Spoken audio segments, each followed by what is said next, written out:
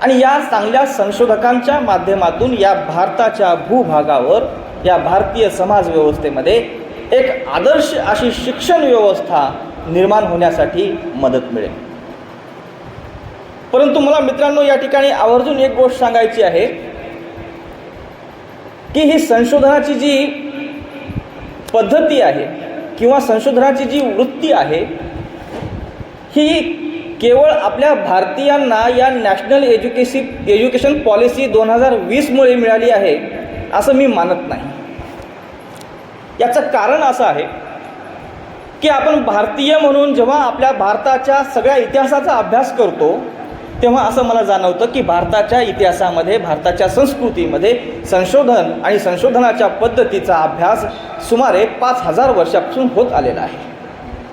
आणि म्हणून खऱ्या अर्थानं भारत एकमेव असा देश आहे या जगातला की ज्याने संशोधन आणि संशोधनाच्या पद्धतीवर इतक्या प्राचीन काळापासून काम केलेलं आहे. जेव्हा आपण भारताचा इतिहास पाहतो त्याच्यामध्ये प्रामुख्याने आपण भारताचं साहित्य पाहिलं पाहिजे. या भारताचं साहित्य पाहत असताना आपल्याला त्या ठिकाणी पहिल्यांदा 5000 वर्षाच्याही अगोदर अस्तित्वाला आलेलं वैदिक साहित्य पाहावयास मिळतं. आणि त्या वैदिक साहित्यामध्ये काय नेमकं तर 4 वेद आहेत, उपनिषद आहेत, याशिवाय काही ब्राह्मण ग्रंथ आहेत, काही आरण्यक ग्रंथ आहेत, काही पुराण आहेत. आणि या अशा सगळ्या वैदिक साहित्याला अनुसरून त्या काळामध्ये वेगवेगळ्या प्रकारचे अभ्यासक्रम आपल्या भारतामध्ये अस्तित्वात होते. आणि त्याच अभ्यासक्रमाला अनुसरून आपल्याकडे शिक्षा, कल्प, छंद, व्याकरण, निरुक्त असे हे सगळे अभ्यास शिकवले जायचे. ही फार मोठी परंपरा होती. या भारताच्या इतिहासामध्ये अशा प्रकारचा अभ्यासक्रम माणसाच्या शरीर, मन, बुद्धी, माणसाचं वैयक्तिक आणि सामाजिक अशा चारही बाजूने परिपक्व करणारं होतं. परंतु या ठिकाणी मला खेदाने एक गोष्ट सांगावीशी वाटते की भारताच्या या प्राचीन शिक्षण पद्धतीमध्ये काही मर्यादासुद्धा होत्या. आणि त्या मर्यादाच आपल्या आजच्या या विकासाकरिता कुठं ना कुठं बाधा ठरल्या होत्या असं मला व्यक्तिशः सांगावंसं वाटतं.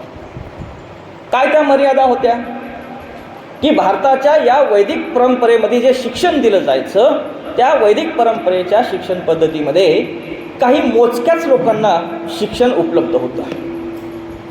प्राचीन काळामध्ये आपल्याकडे वर्णव्यवस्था होती आणि वर्णव्यवस्थेचा जर आपण आढावा घेतला तर आपल्याला लक्षात येईल की त्या ठिकाणी 3च वर्णांना शिक्षणाचा अधिकार होता.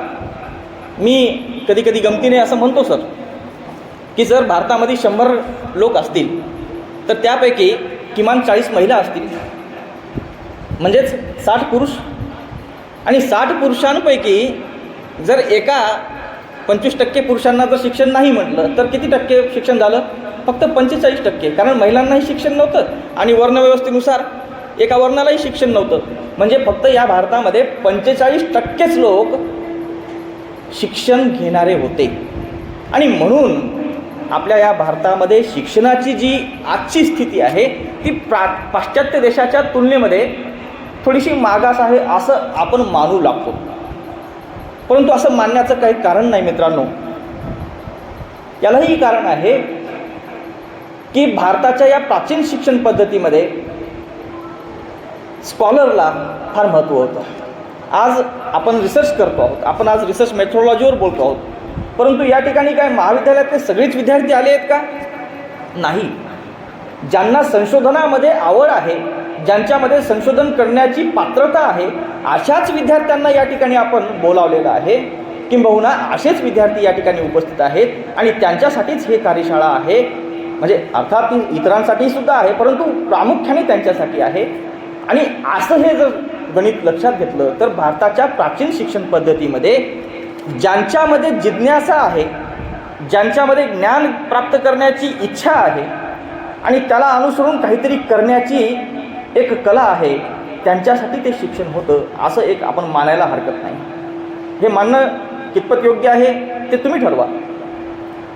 परंतु अशी ही परंपरा आपल्या भारताच्या प्राचीन कालखंडात होऊन गेलेली आहे. तिथे शिक्षणाची व्यवस्था होती आणि याच वैदिक परंपरेला धरून आगमाची परंपरा आली, त्यानंतर षडदर्शनांची परंपरा आलेली आहे. या आगमांच्या आणि षडदर्शनांच्या परंपरेच्या माध्यमातून सुद्धा या भारताच्या भूभागावर हजारो वर्षापर्यंत शिक्षण देण्याचं काम झालेलं आहे. त्या शिक्षणाच्या माध्यमातून संशोधनाच्या सुद्धा तिथे घडामोडी झालेल्या आता मी तुम्हाला सांगणारच आहे. मात्र याच भारतामध्ये आता मी जे काही गणित सांगितलं, असं गणित त्या काळातल्याही काही विद्वानांना लक्षात आलं असावं आणि त्यातूनच एक अवैदिक परंपरा सुद्धा या भारतामध्ये अस्तित्वाला आली. हे अवैदिक परंपरा जेव्हा अस्तित्वाला आली असं मी म्हणतो, त्याचा अर्थ तुम्ही असा घ्या मित्रांनो की त्या काळामध्ये अवैदिक परंपरेचे संशोधक निर्माण झाले. संशोधक काय असतो शेवटी, की समाजामध्ये काय चाललंय, समाजामध्ये नेमकी काय कमतरता आहे, कुठल्या गोष्टीची आवश्यकता आहे हे हेरतो आणि ते नव्या पद्धतीनं कसं मांडता येईल यासाठी प्रयत्न करतो. त्या काळामध्ये चार्वाक, जैन आणि बुद्ध या 3 परंपरा उदयाला आल्या आणि या 3 परंपरांनी प्रामुख्याने वैदिक परंपरेमध्ये नेमकं काय नाही, काय असायला पाहिजे, म्हणजे आपण जेव्हा संशोधन करतो तेव्हा आपल्याकडे आता फॉर्मॅट आलेला आहे आणि त्या फॉर्मॅटमध्ये आपण काय करतो की यापूर्वी काही संशोधन झालं आहे का त्याचा आढावा घेण्याचा प्रयत्न करतो. असाच प्रयत्न चार्वाक, जैन, बुद्धांनी केला. वैदिक परंपरेमध्ये नेमकं काय असायला पाहिजे होतं हे हेरलं. त्यातूनच आपण चार्वाकाकडे जेव्हा पाहतो तेव्हा मला असं वाटतं की चार्वाक या जगातला, भारतातला नाही जगातला पहिला समीक्षक आहे. चार्वाकांचं नाव आज फार वेगळ्या अर्थानं घेतलं जातं, त्याला गालबोट लागलेलं आहे, तर काही कारणंही आहेत, मी त्याच्यात जाणार नाही. परंतु चार्वाक हा पहिला समीक्षक आहे की ज्याने पहिल्यांदा वेदांवर टीका केली, वेदामध्ये काय कमी आहे ते सांगितलं आणि त्याच्यानंतर स्वतःचं तत्त्वज्ञान सांगितलं. हे रिसर्च आहे मित्रांनो, समीक्षा आपल्याला करता आली पाहिजे. याच्यानंतर जैनांची एक परंपरा आहे. जैन परंपरेचा आपण जेव्हा आढावा घेतो तेव्हा असं लक्षात येतं की त्यांनी देखील वेदांमध्ये काय आहे काय नाही याचा अभ्यास केला होता. मात्र त्यांनी एक खबरदारी घेतली की वेदांवर टीका केल्या नाही आणि आपण काय सांगायला पाहिजे ते त्यांनी सांगितलेलं आहे. म्हणजे संशोधकांनी ही गोष्ट लक्षात घेण्यासारखी आहे की कधी कधी एखादं संशोधन, पूर्वी झालेलं संशोधन हे कुचकामी असतं असं आपल्याला वाटतं, त्याच्यामध्ये काहीतरी कमी आहे असं आपल्याला वाटतं आणि मग ती कमी काय आहे त्याच्यावरच बोलत बसण्याच्या भरामध्ये काही संशोधक पडतात. तर ज्याला काम करायचं आहे तो पूर्वीच्या संशोधनामध्ये काय कमी आहे काय नाही, काय असायला पाहिजे याच्या भरामध्ये न जाता आपल्याला नेमकं काय सांगायचं आहे याच्यात जर गेलं तर ते फार उपयुक्त ठरतं. हे जैनांच्या त्या परंपरेतून मला जाणवतं. हे संशोधनाची एक पद्धत आहे. बुद्धांचं जर आपण लक्षात घेतलं तर बुद्धांनी सुद्धा तेच विषय समोर घेतला. ईश्वर आहे का, प्रासंगिक विषय आहेत का, म्हणजे काय अप्लाइड आहे काय अनअप्लाइड आहे याचाही संशोधकांनी थोडासा विचार केला पाहिजे. हे आपल्याला बुद्धाच्या माध्यमातून सुद्धा लक्षात येतं. षडदर्शनांच्या बाबतीमध्ये मला थोडंसं आवर्जून या ठिकाणी सांगावं असं वाटतं मित्रांनो की षडदर्शनाने चार्वाक, जैन आणि बौद्ध परंपरेतील जे संशोधक होते त्यांच्या संशोधनाकडे बारकाईने लक्ष दिलं आणि त्यांनी पाहिलं की हे सगळे जे संशोधक आहेत, मी हे दर्शन म्हणणार नाही, आज संशोधक म्हणणार आहे यांना, या संशोधकांनी नेमकं पूर्वीच्या संशोधनामध्ये म्हणजे पूर्वीच्या साहित्यामध्ये, पूर्वीच्या सामाजिक परिस्थितीमध्ये काय काय सुधार करायला पाहिजे ते सांगितलेलं आहे. आणि म्हणून आता आपण काय करावं हे या षडदर्शनांना, प्रामुख्याने सांख्यदर्शन आहे, न्यायदर्शन आहे, वैशेषिक दर्शन आहे, योग दर्शन आहे, मीमांसक आहे, या सगळ्यांना ते लक्षात आलं की पूर्वीच्या संशोधनामध्ये दोष आहेत आणि म्हणून चार्वाक, जैन, बुद्ध यांनी त्याच्यावर टीका केलेली आहे. मग ज्या गोष्टींवर टीका झालेल्या आहेत अशा गोष्टींवर आपण कितपत आणखीन बोलत राहावं हा प्रश्न त्यांच्यासमोर पडला होता. आणि म्हणून या षडदर्शनांनी काय केलं की वैदिकांची परंपरा नाकारली नाही,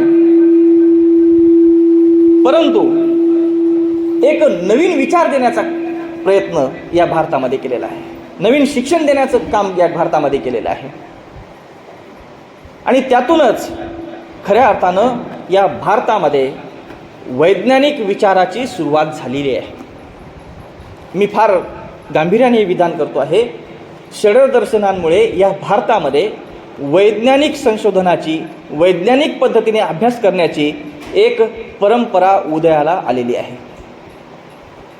मी या ठिकाणी जेव्हा सांख्यांचा उल्लेख करतो त्या ठिकाणी मला असं वाटतं की सांख्य हे वैदिक होते, परंतु त्यांनी वेदांमध्ये काय सांगितलेलं आहे त्याच्यावर जास्त भर न देता नवीन काहीतरी सांगण्याचा प्रयत्न केलेला आहे. आज या ठिकाणी सायन्सचे काही विद्यार्थी असतील, कॉमर्सचे काही विद्यार्थी असतील, कला शाखेचे काही विद्यार्थी असतील आणि प्रामुख्याने सायन्सचे जर फिजिक्सचे विद्यार्थी असतील तर त्यांनी लक्ष देऊन ऐकावं की या भारतामध्ये सांख्यांनी पहिल्यांदा या जगाची उत्पत्ती कशी झाली ही सिस्टमॅटिकली सांगितलेली आहे. सिस्टमॅटिकली या जगाच्या उत्पत्तीसाठी एक भौतिक वस्तू लागते आणि एक चेतन वस्तू लागते. हे जर कोणी सांगितलं असेल तर हे सांख्यांनी सांगितलेलं आहे. तसा उपनिषदात उल्लेख आहे, परंतु सविस्तरपणे कोणी सांगितलं असेल तर सांख्यांनी, कपिल मुनींनी सांगितलेलं आहे. आणि हे भारतामध्ये संशोधकांच्या दृष्टिकोनातून खूप मोठी घटना आहे की जगाच्या निर्मितीमध्ये जड आणि चेतन या दोन्ही गोष्टी लागतात आणि त्याशिवाय या जगाची उत्पत्ती होत नाही. या जगाची उत्पत्ती करत असताना या दोन गोष्टीशिवाय इतर काही गोष्टी आहेत त्याचाही उहापोह सांख्यांनी आपल्या या सांख्यसूत्राच्या माध्यमातून केलेला आहे. मला सांगायचं हे आहे मित्रांनो की संशोधक कसा असला पाहिजे की त्याला जर या जगाची कल्पना करायची असेल तर त्याच्या मुळात जावं लागेल. मुळात गेल्याशिवाय त्याला या जगाच्या संदर्भाने जे जे काही प्रश्न पडलेले आहेत त्या प्रश्नाचं उत्तर मिळणार नाही. आणि हे जर उत्तर मिळवून घ्यायचे असतील तर आपल्याला या प्राचीन साहित्याचा सुद्धा भारतीय नागरिक म्हणून अभ्यास करावा लागणार आहे. मित्रांनो, मी या ठिकाणी चार्वाकाचा उल्लेख केला. मला चार्वाकाच्या संदर्भाने आणखीन एक गोष्ट या ठिकाणी आवर्जून सांगायची आहे की चार्वाक हे लोकांना काय पाहिजे हे ओळखून होते आणि त्या दृष्टिकोनातून त्यांनी आपलं तत्त्वज्ञान मांडलेलं आहे. प्राचीन काळामध्ये आपण जर शिक्षण पद्धतीचा विचार केला तर त्या ठिकाणी प्रामुख्याने पुरुषार्थावर आधारित शिक्षण होतं. धर्म, अर्थ, काम आणि मोक्ष. आणि जे काही शिक्षण आहे त्याचा उद्देश काय तर मोक्ष मिळवायचा आहे आणि मोक्षासाठी म्हणून शिक्षण घ्यायचं आहे. मात्र हेच चार्वाकांनी नाकारलं. शिक्षण घ्या परंतु मोक्षासाठी नको. तुम्ही कर्म करा पण मोक्ष मिळावं म्हणून नाही. तुम्ही सुख मिळवा पण मोक्ष मिळावं म्हणून नाही. हीच गोष्ट जैनांना, हीच गोष्ट बुद्धांनाही लक्षात आलेली आहे. बुद्धांनी नैतिक आचरणासाठी शिक्षणाचा पुरस्कार केलेला आहे. बुद्धांनी मोक्षाच्या अनुषंगाने नाही. नैतिक शिक्षण घ्या, नैतिक आचरण करा आणि त्यातून तुम्हाला जे समाधान लाभल ते निर्वाण तुम्हाला लाभणार आहे. आणि हीच परंपरा पुढे जेव्हा मी षड्दर्शनामध्ये पाहतो तेव्हा मला लक्षात येतं की तुम्हाला मोक्ष मिळवायचा असेल तर तुम्हाला तुमच्या शिक्षणाचे मार्गसुद्धा बदलावे लागतील. हे षड्दर्शनांनी सांगितलं. सर, सांख्यांनी सांगितलं प्रकृती पुरुषाचं ज्ञान तुम्ही संपादन करा तर तुम्हाला मोक्ष आहे. सांख्यांनी सांगितलं तुम्ही तुमच्या जीवनाचं अवलोकन करा, त्या जीवनाच्या एकंदर परिस्थितीचा आढावा घेतला तर तुम्हाला लक्षात येईल की तुमचं आयुष्य जे आहे, तुमचं जीवन जे आहे ते केवळ काय सुखाने भरलेलं नाही आहे. या सुखासोबत दुःखसुद्धा आहे आणि त्या दुःखाला घाबरून तुम्ही की नाही जे सुखाचं मार्ग आहे तो सोडू नका. हा सांख्यांचा विचार आपण लक्षात घेतला पाहिजे. आज संशोधक या ठिकाणी आहेत. संशोधन करत असताना वेगवेगळ्या अडचणी आपल्यासमोर येतात आणि त्या अडचणी दूर करण्याचा मार्ग आपले मार्गदर्शक सांगत असतात. परंतु कधीकधी असे काही विषय असतात की संशोधक आपल्या मार्गदर्शकांना ते सांगू शकत नाही आणि तो खचून जातो, निराश होतो, हताश होतो, त्याचं संशोधन बंद पडतं. परंतु सांख्यांचा हा जर उद्देश आपण लक्षात घेतला की जीवनामध्ये दुःख आहे, दुःखाला घाबरून तुम्ही की नाही तुमचा मार्ग सोडू नका, तर तुमचं संशोधन पूर्ण झाल्याशिवाय राहणार नाही. ही गोष्ट अशा या प्राचीन साहित्यातून आपल्याला या ठिकाणी लक्षात घ्यायचं आहे. मित्रांनो, या सांख्यांच्या नंतर मला आवर्जून या ठिकाणी न्यायदर्शनाचा उल्लेख करावा असा वाटतो. आणि न्यायदर्शन हे एकमेव असं दर्शन आहे की जे आपल्या या संशोधन पद्धतीला अनुसरून भारतामध्ये आपल्याला उद्बोधन करणारं दर्शन आहे. न्यायदर्शन प्रामुख्याने हे महर्षी गौतमांनी मांडलेलं दर्शन आहे. आणि महर्षी गौतमाच्या बाबतीत तुम्हाला मी सांगतो, महर्षी गौतम हे खऱ्या अर्थानं भारतीय तर आहेतच, परंतु आपल्याला अभिमान असला पाहिजे की महर्षी गौतम हे आपल्या महाराष्ट्रातले एक ऋषी होऊन गेलेले आहेत. आणि त्यांचा जो ठिकाण होतं त्यांचं राहण्याचं, आता ते किती वर्ष तिथे राहिले ते मला माहीत नाही, परंतु साधारणपणे आपला जो नाशिकचा भाग आहे, गोदावरीची नदी आहे, त्या गोदावरीच्या नदीच्या काठेला ते राहत होते. आणि त्या ठिकाणी त्यांनी राहून न्यायसूत्र नावाचा ग्रंथ लिहिला. हे न्यायसूत्र नावाचा जो ग्रंथ आहे मित्रांनो, तुम्ही संशोधक म्हणून आवर्जून वाचलं पाहिजे. आपण संशोधनामध्ये करतोत काय, वेगवेगळ्या पद्धतीचा पुरस्कार करतो, वेगवेगळ्या पद्धतीच्या माध्यमातून आपला थिसिस पूर्ण करतो, परंतु या पद्धतीमध्ये जे आपण डायरेक्ट नॉलेज, इनडायरेक्ट नॉलेज, जे इन्फरन्स करतो, जे आर्ग्युमेंट करतो, हे सगळं कुठून आलेलं आहे. म्हणजे आज आपण वेस्टर्न कंट्रीमधल्या इंग्लिश लोकांची पुस्तकं वाचतो आणि त्याच्यामध्ये आपल्याला हे सगळं वाचायला मिळतं, direct knowledge, indirect knowledge, inference, logic, argument, परंतु हे सगळं आपल्या भारतामध्ये आज सुमारे 2500 वर्षापूर्वी सर या न्यायसूत्र ग्रंथात आलेलं आहे. सगळं या न्यायसूत्रामध्ये प्रत्यक्ष ज्ञान कसं मिळवायचं आहे. जेव्हा आपण सायन्सचे विद्यार्थी ऑब्झर्वेशन करतात, एक्सपेरिमेंट करतात, त्या एक्सपेरिमेंटमध्ये ऑब्झर्वेशन खूप महत्त्वाचा घटक आहे. परंतु हे ऑब्झर्वेशन म्हणजे नेमकं काय असतं, त्याच्या नेमक्या काय मेथड्स आहेत, त्याच्या कुठल्या कुठल्या स्टेजेस आहेत, या सगळ्या गोष्टींचा जर अभ्यास कोणी या भारतामध्ये पहिल्यांदा केला असेल सिस्टमॅटिकली, तर तो न्यायदर्शन आहे. त्यांच्या न्यायसूत्र या ग्रंथामध्ये या सगळ्या गोष्टीचा तपशीलवार उल्लेख झालेला आहे. त्यांनी अनुमानाची पद्धत सांगितलेली आहे. आपण डायरेक्ट नॉलेज त्याच्या बेसिसवर इनडायरेक्ट नॉलेज घेत असतो, परंतु हे इनडायरेक्ट नॉलेज जेव्हा आपण घेतो त्याची काही मेथड असली पाहिजे. त्याच्यामध्ये जर आपण ती सिस्टमॅटिक मेथड अवलंबली नाही तर आपलं जे काही म्हणजे रिसर्च आहे ते कसं फेल्युअर ठरतं याचा सुद्धा त्या ठिकाणी तपशील आलेला आहे. म्हणजे आपल्या जर डायरेक्ट नॉलेजमध्ये, इंद्रिय प्रत्यक्ष ज्ञानामध्ये जर काही बाधा आल्या, त्याच्यामध्ये काही दोष निर्माण झाला, तर आपलं इन्फरन्स चुकलं की आपलं कन्क्ल्युजन चुकतं, हे या ठिकाणी या न्यायसूत्रामध्ये सांगण्याचा प्रयत्न झालेला आहे. या न्यायसूत्रामध्ये त्या काळामध्ये पहा, आपण आज रेफरन्स बुक मोठ्या प्रमाणात स्वीकारतो, रेफरन्सेस देण्याचं फुटनोट देतो किंवा लास्ट नोट देतो आपण, परंतु या सगळ्या पद्धतीचा जर आपण विचार केला, हे रेफरन्स आपण म्हणतो कशाला, आपण रेफरन्स बुक नेमकं कुठली स्वीकारावी असे काही प्रश्न आपल्यासमोर आहेत. आपण कुठल्याही पुस्तकाला रेफरन्स बुक म्हणून घेत नाहीत. याला काय आधार आहे? याचा आधार आहे न्यायदर्शनातलं शब्द प्रामाण्य. शब्द प्रामाण्याच्या संदर्भाने आप्त प्रामाण्य हे सुद्धा तितकंच महत्त्वाचं आहे. आपण जेव्हा संशोधन करतो तेव्हा आपण मार्गदर्शकाला आपल्या चर्चा करतो आणि मार्गदर्शक सांगतात की तू याची जाऊन इंटरव्ह्यू घे, याची मुलाखत घे, याच्याकडून तू प्रश्नावली भरून घे. आपण कुठल्याही कुठल्या तरी आणखीन रस्त्यावरच्या एखाद्या अनोळखी माणसाची, कुठल्या किराणा दुकानवाल्याची, पानशॉपवाल्याची मुलाखत घेत नाही. आपलं संशोधन असेल तर ठीक आहे, परंतु पर्टिक्युलरली आपला जर विषय सामाजिक समस्या असेल तर आपण समाजातल्या वेगवेगळ्या घटकाची मुलाखत घेतो. तिथे मग किराणा दुकानवाल्याची घेऊ, आपण रिक्षावाल्याची घेऊ. परंतु आपला जर विषय संत साहित्याची समीक्षा असा विषय असेल तर आपण संत साहित्याचे अभ्यासक म्हणून पितळे सरांची मुलाखत घेऊ, ज्यांचा अभ्यास आहे त्यांचाच मुलाखत घेऊ ना. हे मुलाखत ज्यांची घेतो आहोत ते कोण आहे? तर ते आप्त आहेत, ते तज्ज्ञ आहेत, ते त्यातले जाणकार आहेत. या आप्ताच्या संदर्भाने आपल्या पाश्चात्य देशामध्ये इकडे आता या 17व्या-18व्या शतकामध्ये मोठ्या प्रमाणात काम झालं सर, आणि त्याच आधारावर आपल्याकडे आता आपण ते फॉलो करतो. परंतु भारतामध्ये 2500 वर्षापूर्वी न्यायदर्शनाने आप्त कोणाला म्हणावं, कुठल्या शब्दाला प्रमाण म्हणून स्वीकारावं, याच्यावर सविस्तरपणे चर्चा केलेली आहे. आणि हे आजच्या संशोधनासाठी खूप उपयुक्त आहे असं मला वाटतं. याच न्यायसूत्र ग्रंथामध्ये आपण संशोधनामध्ये आर्ग्युमेंटला खूप व्हॅल्यू दिलेली आहे. आर्ग्युमेंट करत असताना त्याची काही पर्टिक्युलर मेथड असली पाहिजे. ती मेथड काय आहे याचा सुद्धा या न्यायसूत्र ग्रंथामध्ये उल्लेख आहे. त्या ठिकाणी प्रतिज्ञा, हेतू, उदाहरण, निगमन आणि अशा पद्धतीने त्या ठिकाणी फॉर्म तयार केलेला आहे. म्हणजे आपण जेव्हा गृहीत एखादी गोष्ट पकडतो, आपण हायपोथेसिस म्हणतो त्याला.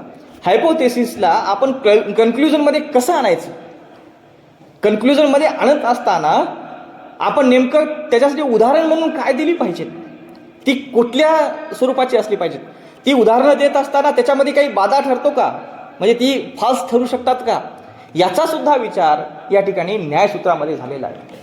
मित्रांनो, भारतातलं न्यायसूत्र हा एकमेव असा ग्रंथ माझ्या वाचनातला की जो खऱ्या अर्थानं प्रत्येक संशोधकासाठी बेसिक लिटरेचर आहे. बेसिक म्हणजे ते वाचलं पाहिजे. आता विषय असा आहे की ते ग्रंथ जे आहेत सगळे संस्कृतमध्ये आहेत. त्याचं मराठीकरण झालेलं आहे बरं का, त्याच्याबद्दल तुम्ही निश्चिंत राहा. त्याचं मराठीकरण झालेलं आहे, म्हणून तुम्ही ते मराठीमध्ये सुद्धा वाचू शकता. आणि या अशा बेसिक ग्रंथाचा अभ्यास केल्याशिवाय आपण जर संशोधनाकडे डायरेक्ट वळलो तर त्याच्यातून काही म्हणजे नुकसान होणार नाही. परंतु जर बेसिक ग्रंथांचा अभ्यास करून आपण जर संशोधकांकडे या संशोधनाला वळालो तर त्याचा आपल्याला अधिक फायदा होऊ शकतो, असं मला या ठिकाणी आवर्जून सांगायचं आहे. या ठिकाणी मला वैशेषिक दर्शनाचा उल्लेख करायचा आहे. मी मगा म्हणतो की या ठिकाणी जर कोणी सायन्स फॅकल्टीचे विद्यार्थी असतील किंवा फिजिक्सचे असतील तर त्यांच्यासाठी मी एकदा गमतीने आमच्या परिचयाच्या एका फिजिक्सच्या प्राध्यापकाला विचारलं की तुमच्या फिजिक्सचे जनक कोण आहेत. मग त्यांनी कुठले तरी इंग्लिश माणसाचं नाव सांगितलं सर मला. परंतु गंमत अशी आहे की भारतामध्ये एक फिजिक्सचा एक्सपर्ट किंवा या भौतिकशास्त्राचा ज्यांनी पाया उभा केला आहे त्या माणसाचं नाव माहीत नाही सर. फार दुःख वाटलं. तर मित्रांनो सांगतो, आपल्या भारतामध्ये जसं मी गौतम ऋषींचा उल्लेख केला, त्यांचेच ते भाऊ आहेत आणि ते आहेत कणाद ऋषी. या कणाद ऋषींनी या भारतामध्ये पहिल्यांदा फिजिक्स मांडलेला आहे. या कणाद ऋषींनी वैशेषिक सूत्र नावाचा ग्रंथ लिहिला आणि या वैशेषिक सूत्रामध्ये त्यांनी द्रव्याची चर्चा करत असताना 5 महाभूत शब्द वापरला आहे. आता 5 महाभूत असा शब्द वापरला की आपल्यासमोर ज्यांना भूत माहीत आहेत त्यांना हे 5 महाभूत ऐकले की असं वाटतं की ही नवीन भूत आहेत काय आणखीन. तर भूत म्हणजे काय आहे, तर हे 5 महाभूत म्हणजे पृथ्वी, अग्नी, वायू, जल, आकाश, हे 5 महाभूत आहेत. या सगळ्यांचा आपण अभ्यास करतो सायन्समध्ये. परंतु वैशेषिक सूत्रामध्ये एक वैशिष्ट्यपूर्ण बाब अशी आहे सर की या 5 महाभूतांचा अभ्यास करत असताना या 5 महाभूताची गुण काय आहेत, यांच्यातली वैशिष्ट्ये काय आहेत, याचा अभ्यास, याचा आढावा या कणादांनी घेतलेला आहे. याच वैशेषिक सूत्रामध्ये मी पहिल्यांदा म्हणणार नाही, कारण वैशेषिकांच्याही पूर्वी जैन साहित्यामध्ये मला दिक, काल, आकाश या गोष्टी आलेल्या आहेत. आज आपण स्पेसची चर्चा करतो. आपलं सायन्स आज भारताचं जगातलं एक प्रमुख सायन्स बनत चाललेलं आहे. आता आपण चंद्रयान पाठवलं, मेड इन इंडिया आहे. त्याच्यातले सगळे एलिमेंट जे आहेत ना ते मेड इन इंडिया आहेत. ही शक्ती, ही ऊर्जा आपल्याला सहज मिळालेली नाही मित्रांनो. ही ऊर्जा, ही शक्ती आपली अनुवंशिक आहे, आपल्या DNA मध्ये आहे ते. आणि हा DNA आपल्या भारताच्या भूमीवर होऊन गेलेल्या जैन आणि ह्या वैशेषिकांमुळे आपल्यापर्यंत पोहोचलेला आहे. जैनांनी दिकाची म्हणजे स्पेसची चर्चा केली, आकाशाची चर्चा केली, टाईमची चर्चा केली. आपल्याकडे आता टाईमवर थेरी कोणाची आहे असं म्हटलं की आपण इंग्रज लोकांच्या त्या थेरीचा उल्लेख करतो. परंतु टाईमची थेरी आपल्याकडे जैनांनी दिलेली आहे. आपल्याकडे वैशेषिकांनी ही टाईमची थेरी दिलेली आहे. टाईमचे त्यांनी प्रकार सांगितले आहेत. ह्या टाईमच्या माध्यमातून ह्या सगळ्या ब्रह्मांडाचे जे काही हालचाली आहेत याच्यावर त्यांनी त्या ठिकाणी आपलं चिंतन केलेलं आहे. आणि म्हणून खऱ्या अर्थानं भौतिकशास्त्राचा जनक कोण आहे तर तो कणाद आहे, हे आपण भारतीय लोकांनी स्वीकारलं पाहिजे, किंबहुना ते संशोधकांनी मांडलं पाहिजे, ही माझी अपेक्षा आहे. या कणादांनी पहिल्यांदा परमाणूचा सिद्धांत मांडला. आपण अणू आणि रेणूची चर्चा सायन्समध्ये करतो, परंतु हे अणु आणि रेणू परमाणू आहेत. आणि या परमाणूचा सिद्धांत जर कोणी मांडला असेल तर तो कनाडांनी मांडला आहे, तोही 2500 वर्षापूर्वी आपल्या भारतामध्ये. तर संशोधकांनी याही अशा गोष्टींचा आपल्याकडे अभाव नाही, भाव आहे, हे लक्षात घेतलं पाहिजे. आपल्याकडे आज ब्रह्मांडाची जी काही म्हणजे संशोधन करण्याची एक नवीन रीत झालेली आहे, त्याच्यामध्ये आपण वारंवार म्हणतो आहोत की ब्रह्मांडामध्ये एक अशी पोकळी आहे, पोकळी आहे म्हणतो, आणि त्या पोकळीला अनुसरून आपण संशोधन करत आहोत. हे पोकळी म्हणजे काय आहे? एक प्रकारची दिक आहे. या दिकामध्ये कशाचा तरी अभाव आहे. या सगळ्या गोष्टीचं संशोधन त्या काळात झालेलं आहे. पहा, दिक म्हणजे स्पेसचा शोध त्या काळात झाला आहे. सर, टाईमचा शोध त्या काळात लागलेला आहे. टाईमच्या सगळ्या त्या फॉर्मचा शोध लागलेला आहे. हे सगळं रिसर्च आहे मित्रांनो.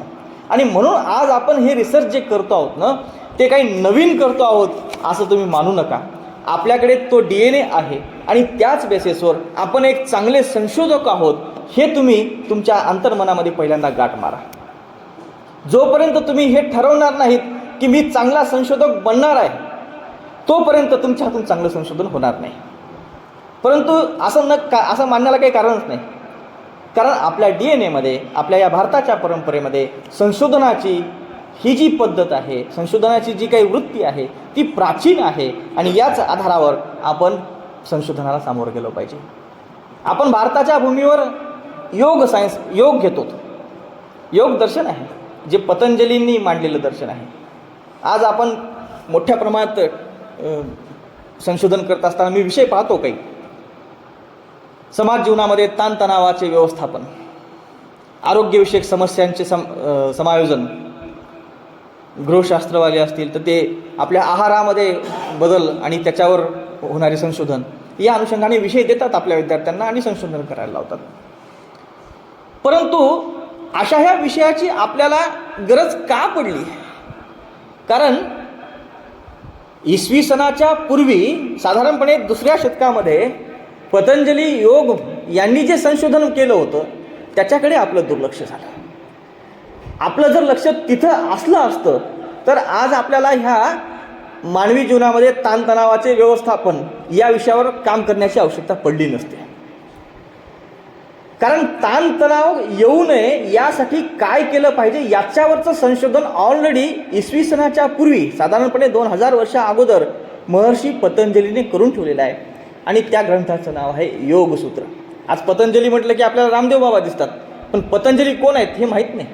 तर हे पतंजली 2000 वर्षापूर्वी होऊन गेलेले आहेत.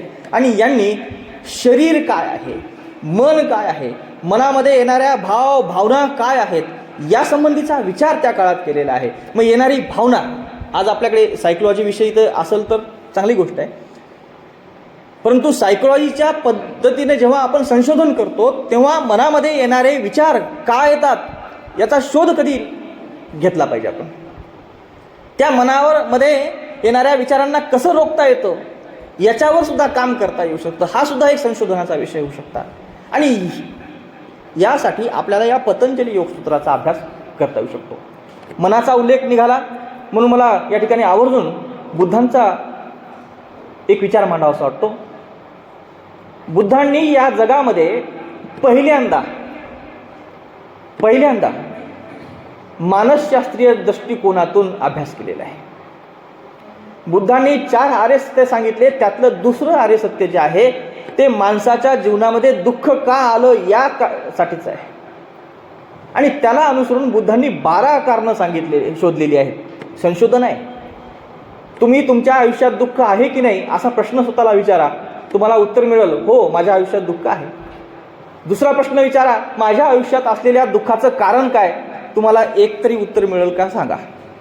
आणि उत्तर भेटलंही तर हे उत्तर आहे की ते उत्तर आहे, ते उत्तर आहे की ते उत्तर आहे, अशी तुमची गफलत होत जाईल, जम्बलिंग होत जाईल.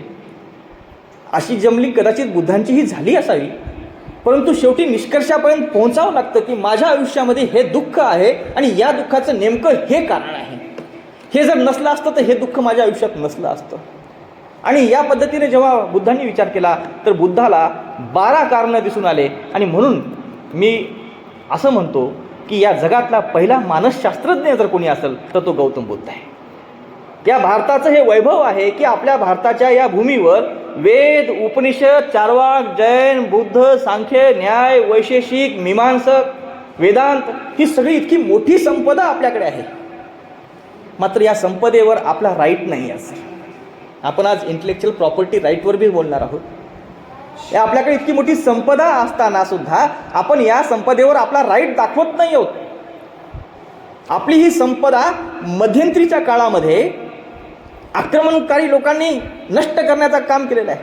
आपल्याकडे गुरुकुलाची परंपरा होती, आपल्याकडे मठाची परंपरा होती, आपल्याकडे विहारांची परंपरा होती, आपल्याकडे संघाची परंपरा होती, आपल्याकडे नालंदा विश्वविद्यालय होतं. हे सगळं नष्ट केलं आक्रमणकार्यांनी आणि नवीन फॉर्ममध्ये शिक्षण पद्धती आणली सर. इथं आता सरांनी उल्लेख केला. म्हणजे हे सगळं साधारणपणे इसवी सन पूर्व 5000 पासून इसवी सन 1 पर्यंत ही सगळी वैदिक परंपरा आणि अवैदिक परंपरा आपल्याकडे अस्तित्वात होती. आणि या वैदिक आणि अवैदिक परंपरेमध्ये जे काही शिक्षण दिलेलं होतं, जे काही संशोधन झालेलं होतं ते माणसाच्या जीवनाला अनुसरून होतं, समाज जीवनाला अनुसरून होतं, माणसाच्या वैयक्तिक आणि सामाजिक जीवनाला अनुसरून होतं सर. परंतु या इसवी सनाच्या नंतरचा जर आपण काळ पाहिला तर हे सगळं नष्ट म्हणजे संपलेलं नव्हतं. परंतु त्याच्यावर इसवी सनापासून तर साधारणपणे 1000 वर्षापर्यंत इतकी मोठी चर्चा झालेली आहे, खूप मोठी चर्चा झालेली आहे. मग त्याच्यामध्ये मला प्रामुख्याने सांगावं असं की ज्ञानमीमांसेची, जसं की मी न्यायदर्शनाचा उल्लेख केला आणि संशोधनाच्या अनुषंगाने न्यायदर्शन खूप महत्त्वाचं दर्शन आहे असं मी म्हणालो.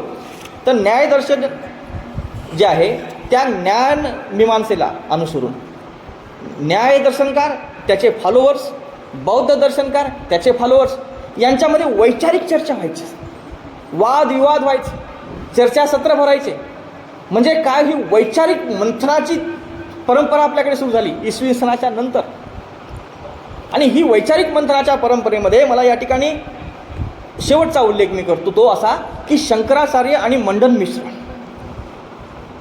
या वैचारिक मंथनामध्ये एकदा मीमांसक असलेले मंडन मिश्र आणि वेदांती असलेले म्हणजे ज्यांचा उपनिषदांवर भर होता ते शंकराचार्य यांच्यामध्ये इतकी मोठी डिबेट झाली सर की त्या डिबेटमध्ये आता तो तुम्ही कुठेही वाचू शकता, सहज उपलब्ध आहे ती डिबेट.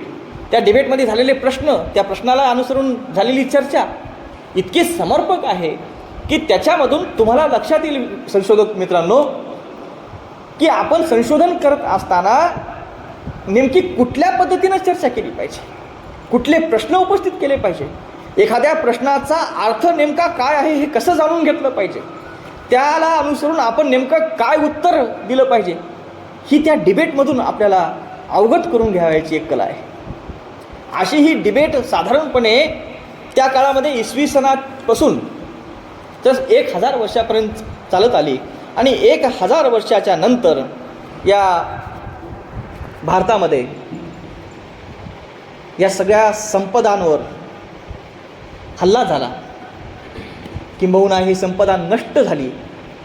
हे आपलं दुर्दैव. आज त्या संपदेसाठी आपण मरमर करत आहोत. खूप अशी संपदा, नालंदा विश्वविद्यालयाचा जर तुम्ही इतिहास पाहिला तर हजारो लाखो करोडो तिथं साहित्य होतं, वेगवेगळ्या प्रकारचं साहित्य होतं. आयुर्वेद आपल्याकडचं, रसायन आपल्याकडचं फिजिक्सचं, हे सगळं जे ज्ञान आहे ना त्या ठिकाणी नष्ट झालेलं आहे. आणि या आक्रमणकार्यांच्या या प्रभावामुळं काय झालं की भारताची मूळ परंपरा जी होती ती नष्ट झाली, संस्कृत भाषा नष्ट झाली, त्याला अनुसरून झालेली जी काही प्रगती होती ती नष्ट झाली. मला या ठिकाणी संस्कृत भाषेचा उल्लेख केला म्हणून सांगावंसं वाटतं की आपल्या आता आधुनिक या NEPमध्ये लोकभाषा स्वीकारण्याचं सांगितलेलं आहे. म्हणजे सायन्ससुद्धा तुम्ही मराठीत शिकवा, ज्या ठिकाणचे विद्यार्थी ज्या भाषेचे आहेत त्या भाषेमध्ये ते ज्ञान द्या, आणि जर ते ज्ञान उपलब्ध नसेल तर ते तुम्ही अनुवादित करा, अशा प्रकारच्या सूचना केलेल्या आहेत आपल्याला. तर हा प्रयोग काही नवीन नाही आहे सर. NEPमध्ये हा प्रयोग आपल्याला वाटतो की खूप मोठा बदल झाला, आता आपल्याला मराठी भाषेत, आपल्या लोकभाषेत, आपल्या मातृभाषेत ज्ञान मिळणार आहे. तर ही म्हणजे मी पुन्हा म्हणतो की आपल्याला ही जी संस्कृती मिळालेली आहे ती आपल्या DNA आहे. कारण वेद उपनिषदाचा जो काळ होता त्या काळामध्ये फक्त संस्कृत भाषा होती. परंतु या देशामध्ये वर्धमान महावीर आणि गौतम बुद्ध हे असे आहेत की ज्यांनी लोकभाषेतून शिक्षण देण्याचं काम केलेलं आहे. त्यांनी त्या काळामध्ये ती मगधी भाषा, पाली भाषा जी आहे त्या पाली भाषेतून आपलं तत्त्वज्ञान, आपलं शिक्षण देण्याचं काम केलं आहे. त्यांच्या मठामध्ये, त्यांच्या विहारांमध्ये, त्यांच्या संघामध्ये पाली भाषा होती, त्यांच्या आश्रमांमध्ये पाली भाषा होती. जरी गुरुकुलांमध्ये संस्कृत भाषा असली तरी इकडे पाली भाषा होती. याचा अर्थ काय, तर लोकभाषा आपल्याकडे स्वीकारलेली गेलेली होती. आणि म्हणून आपल्याकडे आता जर लोकभाषेचा पुरस्कार होत असेल तर ते काही आपण कुठल्या तरी फॉरेन कंट्रीजच्या सिलेबस डोळ्यासमोर ठेवून केलेलं आहे असं नाही. ही आपल्याच भारतीय लोकांची परंपरा आहे आणि भारतीय लोक म्हणून आपण ही परंपरा स्वीकारलीच पाहिजे.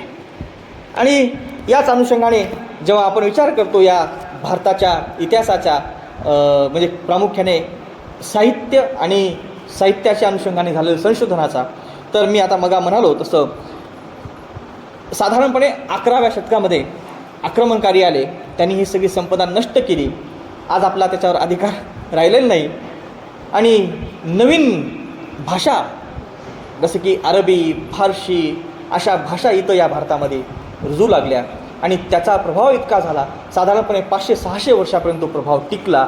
आणि त्यातूनच काय झालं की आपली मूळ भाषा, आपलं मूळ तत्त्वज्ञान, आपली मूळ संशोधनाची वृत्ती ही नाहीशी होत गेली. आपल्या गुरुकुलाच्या परंपरा, आपल्या आश्रमाच्या परंपरा, संघाच्या परंपरा, मठाच्या परंपरा नष्ट होत गेल्या.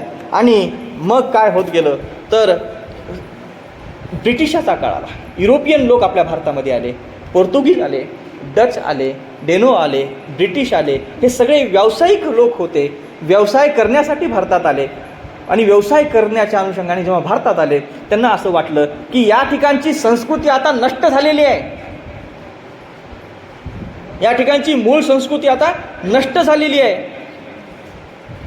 या ठिकाणी मुघलांनी नवीन एक फॉर्ममध्ये भाषा मांडलेली आहे, त्या भाषेच्या माध्यमातून शिक्षण दिलेलं आहे. सगळं सरमिसळ झालं, आता खिचडी झालेली आहे इथं. आणि या खिचडीचा फायदा त्यांनी उचलला. त्यांनी त्यांच्याही धर्माचा पुरस्कार करण्याच्या अनुषंगाने भारताची भूमी निवडली. युरोपियन लोकांनी त्यांनी हेरलं की या लोकांना शिक्षणाची ओढ आहे, त्यांनी शिक्षण देण्याचं काम केलं आणि त्या शिक्षणाच्या माध्यमातून त्यांनी त्यांच्या धर्माचा प्रसार केला. या ठिकाणी धर्माचा प्रसार करणं हे काही वाईट आहे असं मी मानत नाही, परंतु ज्या पद्धतीनं ते केलं ते वाईट होतं. तुम्ही व्यापारी म्हणून आला होतात, व्यापार केला असता चांगलं वाटलं असतं, परंतु तुम्ही शिक्षण देण्याचं काम केलं तेही चांगलं आहे.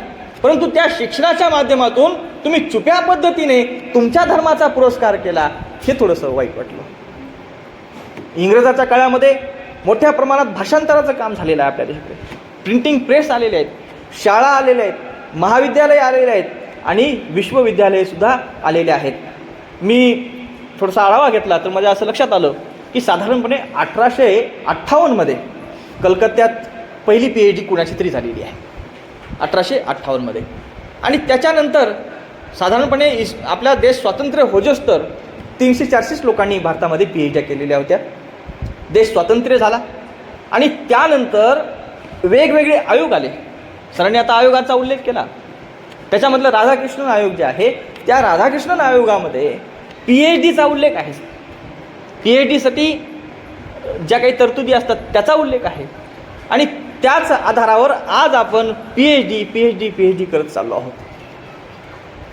आणि PhD मिळाली म्हणजे सर्व काही मिळालं असं आपण मानत चाललो आहोत. परंतु डॉक्टर बोकील नावाचे एक फार विद्वान तत्त्वज्ञानाचे प्राध्यापक होऊन गेले. ते एकदा म्हणाले की PhD ही संशोधनाची पहिली पायरी आहे.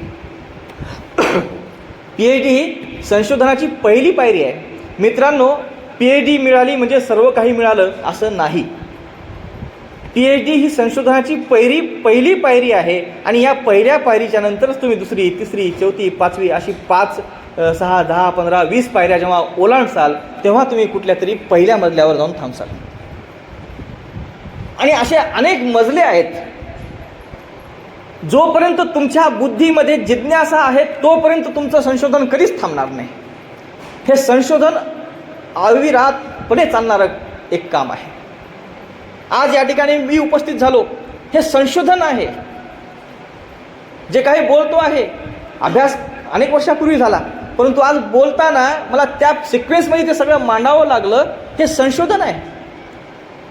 आपण संशोधन करताना नेमकं करतो तरी काय? आपण संशोधन करताना मित्रांनो प्रामुख्याने 3-4 गोष्टी या ठिकाणी मला सांगाव्यास वाटतात. आपण काय करतो की आपण रिअंडरस्टँडिंग करतो. रिअंडरस्टँडिंग. आपण काय करतो? रिव्हॅल्युएशन करतो. आपण काय करतो? आपण रिकन्स्ट्रक्शन करतो. आणि त्याचबरोबर आपण काय करतो? रिइस्टॅब्लिशमेंट करतो. मला या ठिकाणी उदाहरण मुद्दामून द्यावंसं वाटतं.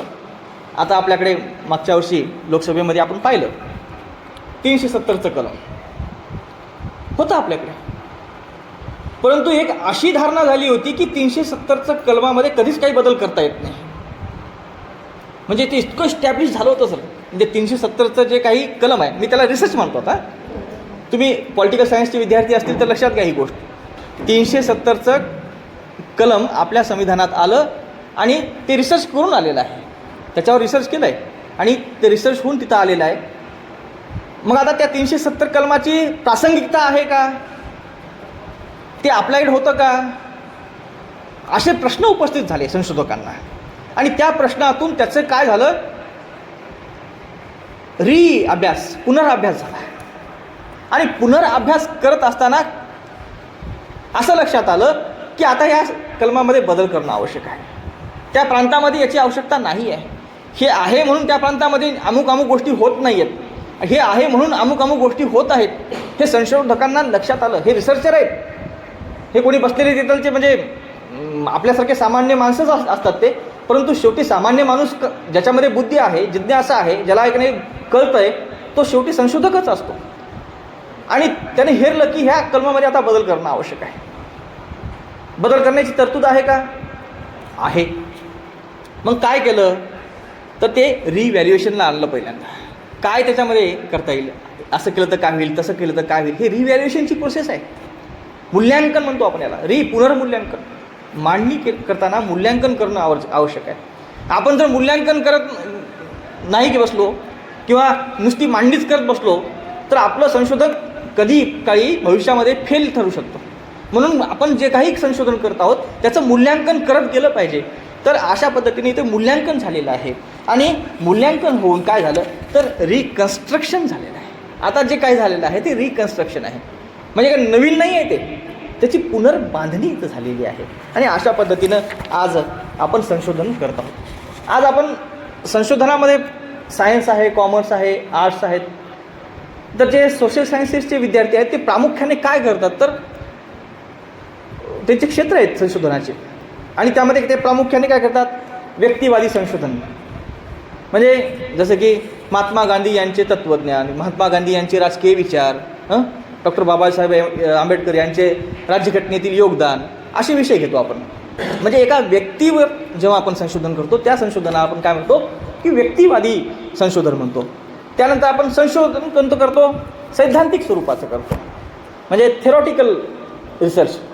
म्हणजे जसं की आपल्याकडे गांधीवाद आहे, लोकशाही आहे, आणखीन काही मार्क्सिझम आहे. असे काही आपण सिद्धांत घेतो आणि त्या सिद्धांतावर संशोधन करतो. हे सुद्धा एक संशोधनाचे आता विषय झालेले आहेत.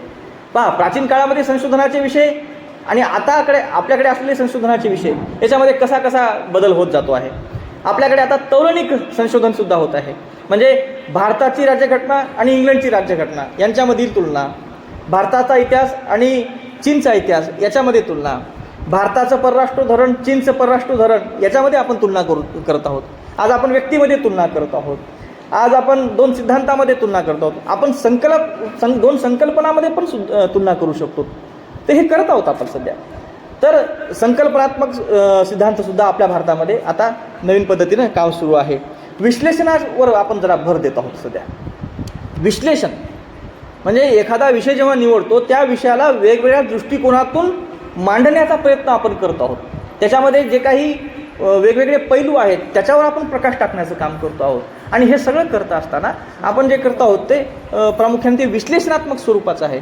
परंतु या ठिकाणी मला सांगावंसं वाटतं की विश्लेषणाची ही पद्धतसुद्धा आपल्याकडे भारतामध्ये प्राचीन काळापासून आलेली आहे.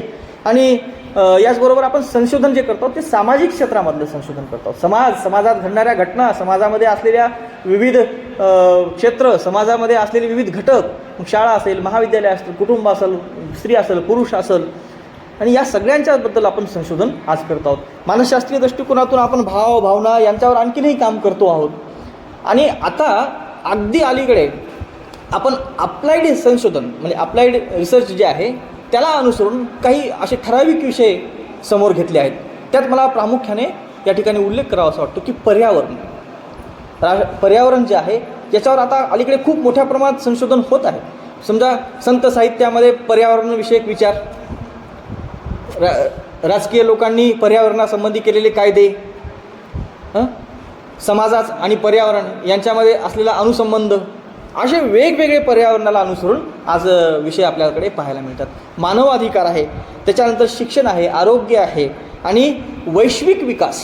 आता एक मोठी कन्सेप्ट आपल्या भारतामध्ये नाही जगामध्ये चाललेली वैश्विक विकास, संबंध विश्वाचा विकास कसा करता येईल. आणि या अनुषंगाने आता G20 आहे, ह्या सगळ्या G21 आहे, हे सगळं आता आपल्याकडे होत आहे. त्यामध्ये ह्या सगळ्या गोष्टीचा सुद्धा विचार होतो आहे. आणि याच सगळ्या गोष्टी करण्यासाठी आपण संशोधनामध्ये वेगवेगळ्या पद्धतीचा सुद्धा अवलंब करतो. कोणी मग सायंटिफिक मेथड म्हणतं त्याला, कोणी ॲनालिटिक मेथड म्हणतं, कोणी हिस्टॉरिकल मेथड आहे. अशा वेगवेगळ्या मेथड्स आपल्याकडे आज अस्तित्वात आहेत आणि त्या मेथडच्या अनुषंगाने आपण आज संशोधन करत आहोत. म्हणजे आपण संशोधन करतो आहोत याच्याबद्दल खरंच आनंद आहे सर. आता या संशोधनाच्या पद्धती आणि त्याला अनुसरून नेमकेपणानं होणारं काम याच्यावर आपण जर प्रकाश टाकत जर पुढे गेलो तर ते येणारं संशोधन खूप महत्त्वाचं ठरणार आहे. परंतु या ठिकाणी मला एक गोष्ट आवर्जून विद्यार्थ्यांना सांगायची आहे, संशोधकांना सांगायची आहे की संशोधक हा शेवटी कोण असतो तर एक ज्ञाता असतो. तो नॉलेजर आहे, तो ज्ञान संपादन करण्याचं काम करत असतो. आणि हे ज्ञान संपादन करत असताना या संशोधकामध्ये काही गोष्टी असणं खूप आवश्यक आहे. पहिली गोष्ट त्याच्यामध्ये जिज्ञासा असली पाहिजे, त्याच्यामध्ये शुभ संकल्प असला पाहिजे, त्याच्यामध्ये विवेक असला पाहिजे. आपलं जे काही संशोधन आहे ते फक्त माझ्यापुरतं नाही, माझ्या विशिष्ट समाजापुरतं नाही, माझ्या विशिष्ट या कुटुंबासाठी नाही, तर ते संबंध मानवजातीसाठी असलं पाहिजे, ते वैश्विक स्वरूपाचं असलं पाहिजे. ही भावनासुद्धा संशोधकांमध्ये आता येणं आवश्यक आहे. आणि तरच खऱ्या अर्थानं आपण जे काही संशोधन करत आहोत ते टिकणारं संशोधन आहे असं आपल्याला म्हणावंसं वाटतं. संशोधन करताना मी कधी कधी विद्यार्थ्यांमध्ये नैराश्य पाहतो, तर मला त्या ठिकाणी आवर्जून विद्यार्थ्यांना सांगायचं की तुम्ही पतंजलीचं योगसूत्र वाचा. त्याच्यामध्ये नैराश्य कशामुळे येतं याच्यावर खूप सुंदर असं चिंतन झालेलं आहे. नैराश्याचे अनेक कारणं पतंजलींनी सांगितलेले आहेत. आणि हे नैराश्य जर दूर करायचं असेल तर पतंजलींनी त्या ठिकाणी अभ्यास आणि वैराग्य असा मार्ग सांगितलेला आहे. तो मार्ग तुम्ही एकदा वाचून काढा, तुम्ही खरं सांगतो तुमच्या संशोधनाला कधीच कुठंच बाधा येणार नाही. अशा पद्धतीनं आपल्या भारतामध्ये खूप सारी संशोधनाची पद्धती आणि त्या अनुषंगाने होत गेलेले काम आहे. आणि आत्ता आपण अलीकडे खरं तर आज मी याच्यावर बोलणार नव्हतो, रिसर्च प्रोजेक्टवर दुपारी तुमचं एक टेक्निकल सेशन आहे. मी रिसर्च प्रोजेक्ट जेव्हा पाहतो त्याचा फॉर्मॅट जेव्हा पाहतो सर, तर मला काही गोष्टी त्या ठिकाणी नकोशा वाटतात. की या प्रोजेक्टमध्ये त्यांनी काय विचारलं की रिसर्च गॅप काय आहे का, त्याच्यानंतर यापूर्वी झालेलं संशोधन काय आहे, त्याच्यामध्ये नेमकं काय गॅप आहे. तर ह्या काही टेक्निकली ज्या गोष्टी आहेत ना, तिथे कोण बसले मान्यवर त्यांनी खरं तर ह्या गोष्टी लक्षात घ्यायला पाहिजे. म्हणजे माझं असं म्हणणं आहे की संशोधकामध्ये जिज्ञासा सफिशियंट आहे. जिज्ञासेच्या आधारावर त्याला काम करू द्या. आता एखादा संशोधक साहित्य मिळत नाही, पूर्वीचं संशोधन काही झालं आहे का याच्यावर असा जेव्हा तिथं विचारलं जातं 200 शब्दात लिहा असं म्हटलं जातं. आता आपल्याकडे सोर्सेस नाही आहेत. आपल्याकडे इंटरनेट आता ह्या 5-10 वर्षामध्ये मी तर म्हणतो या लॉकडाऊनच्या नंतर खऱ्या अर्थानं इतकं सगळं इंटरनेट आपल्याकडे जाळं वाढत गेलेलं आहे. नाही तर आपल्याकडे सोर्सेस कुठले आहेत.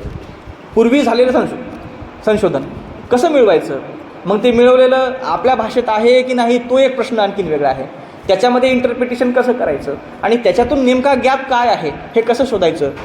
प्रोजेक्ट जेव्हा मी ICSSR किंवा आणखीन ज्या आपल्या संस्था आहेत पाहतो मी त्यांची ॲडव्हर्टाईजमेंट, आज ॲडव्हर्टाईज निघते आणि 2 महिन्यामध्ये सबमिशन करा. कसं करता येईल 2 महिन्यात सबमिशन?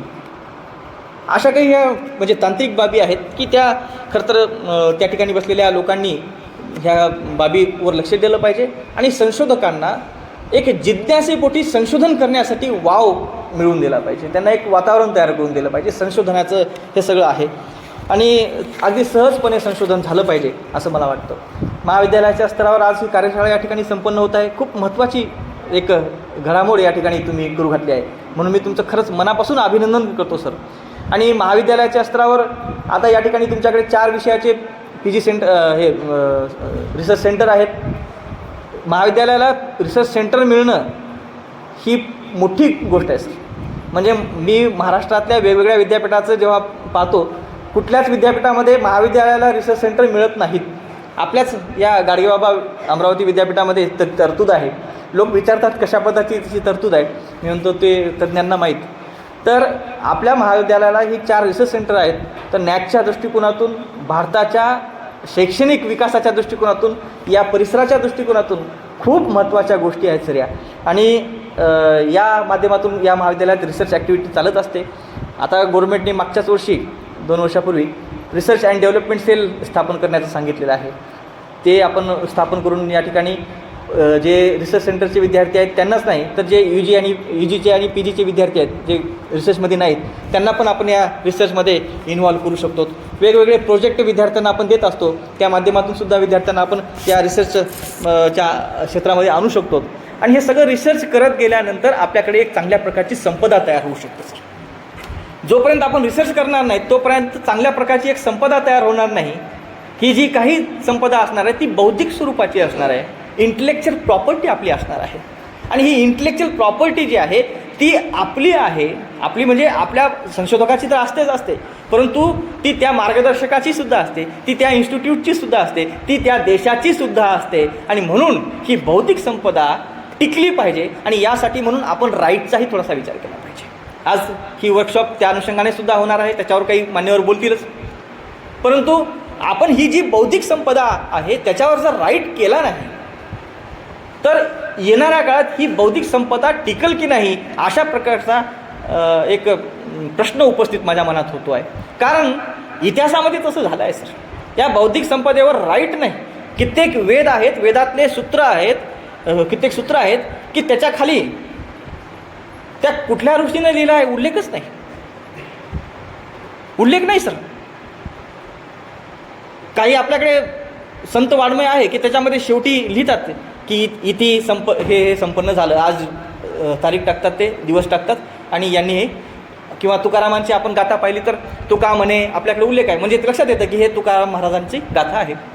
परंतु त्याच्यापूर्वी हे मंत्र कोणाचा आहे, हे सूत्र कोणाचं आहे माहीत नाही आपल्याकडे. आपण म्हणतो आता हे चार्वाकांचं आहे, जैनांचं आहे, बुद्धांचं आहे, हे वैशेषिकांचं आहे, परंतु तो उल्लेख कुठं आहे मध्ये? तर हे ज्ञान जे बौद्धिक संपदा झालेली आहे त्याच्यावरचा राईट मांडण्याची आता वेळ आलेली आहे. त्याच्यावर राईट जर आपण केला, म्हणजे अधिकार आपण ठेवला, तर खऱ्या अर्थानं हे पेटंट तयार होऊ शकतं. त्याच्यातून या देशामध्ये त्या व्यक्तीचं, त्या संस्थेचं, या देशाचं सुद्धा नाव होऊ शकतं. आणि याच दृष्टिकोनातून सुद्धा या ठिकाणी इंटेलेक्च्युअल प्रॉपर्टी राईटच्या संदर्भाने आपण सर्वांनी विचार केला पाहिजे. पहिल्यांदा आपण सर्वांनी ज्ञानसंपदा तयार केली पाहिजे आणि त्यानंतर हा राईटचा विषय येतो. आपण सर्वांनी खूप असं ज्ञान संपादन करावं, ज्ञानसंपदा या ठिकाणी उदयाला आणावी आणि या आपल्या देशाचं नाव लौकिक करावं, अशा प्रकारची या विद्यार्थ्यांकडून मी अपेक्षा व्यक्त करतो. या ठिकाणी मला महाविद्यालयाने या विषयावर बोलण्यासाठी बोलावलं, बोलण्याची संधी दिली, त्याकरता मी महाविद्यालयाचे अत्यंत आभार मानतो आणि मी माझ्या वाणीला पूर्णविराम देतो. मी या ठिकाणी माझं एक छोटं भारतीय तत्त्वज्ञान नावाचं पुस्तक आहे, मी या महाविद्यालयाला ते भेट देऊ इच्छितो आणि ती भेट देऊन मी माझ्या वाणीला या ठिकाणी विराम देतो. धन्यवाद.